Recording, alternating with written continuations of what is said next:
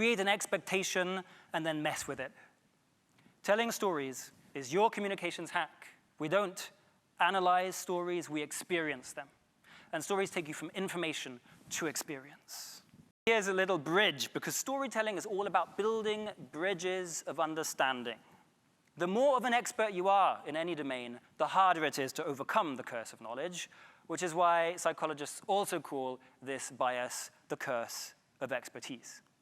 We have three main problems when it comes to communicating a business story. One, they're boring. Two, they're irrelevant. And three, we forget them. But it's got even worse. Over the last few decades, what's happened to information? There's been an explosion of information, which is why I coined the term information inflation. Now, with governments printing money, inflation has, again, to us in the West, become a very real concern. I was in Zimbabwe, right? I held a $20 billion note. I still have that, makes me feel rich. It was said of John Milton that he had read every single book on earth that had ever been written. Today, it would be impossible for any one of us in our lifetimes to read the books that are being published during this talk.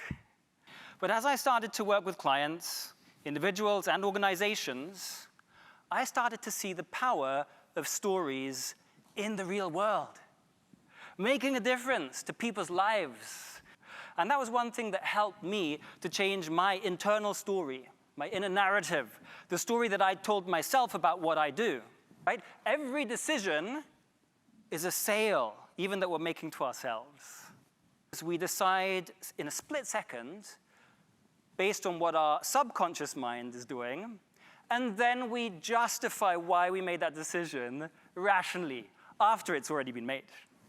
You can tell a story about how you solved a problem for someone else, and you can get the person you're addressing to relate to your other client, to your other colleague.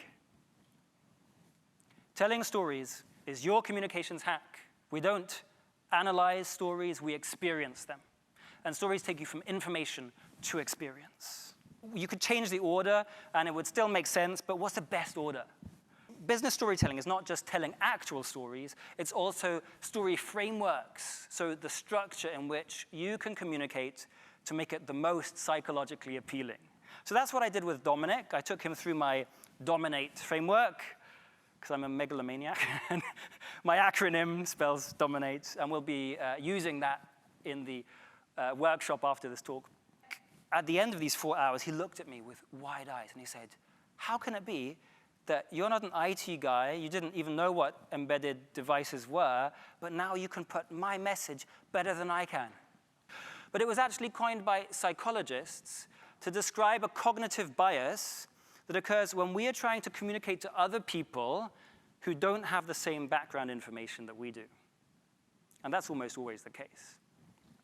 Because the scenes that had been so vivid in our heads, the characters that had seemed so alive, were now just ink on paper, were just words, and they didn't conjure. We want to be seen and heard and understood, right? We also want our work and our ideas to be valued. But there's a problem. People are busy. They're distracted. They own these things. And it gets harder when we understand that people don't hear what you say, they hear what you make them think about. We hadn't communicated well. Why? Because we suffered from the curse of knowledge. Who hates it when you have to repeat yourself? Oh, I hate it. I don't mind repeating myself to you, but if I have to repeat myself to my wife, they were quite upfront about the fact that these were just randomly invented stories. But what do you think happened? The same 100 objects that had been bought for $128 without a story, now with a story attached, sold for $3,612.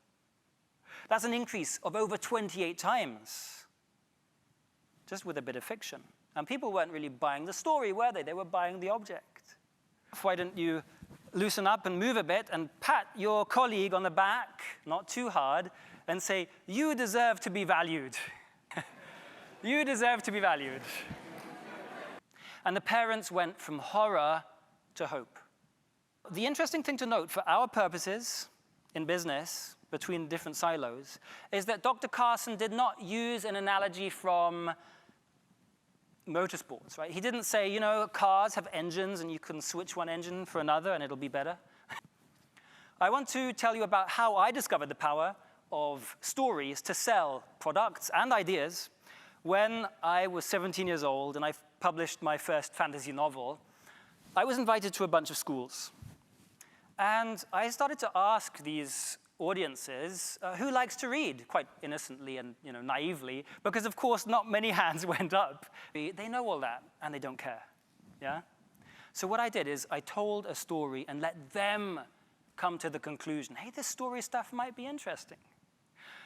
Who knows that it's always good to let other people come to their own conclusions? Yeah, obviously. But I'll tell you what, we can do even better with stories. With stories, we can let other people come to your conclusion. The Harvard psychologist Dan Gilbert calls the brain an experience simulator. Now, experience, as we know in business, is something very important, right? We are where we are today thanks to our experience.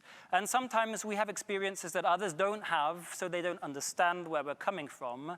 What's the next best thing to experience? A story. Area, language and data processing parts of the brain. But a story, well told, can light up to 7 areas of the brain. For example, the motor cortex.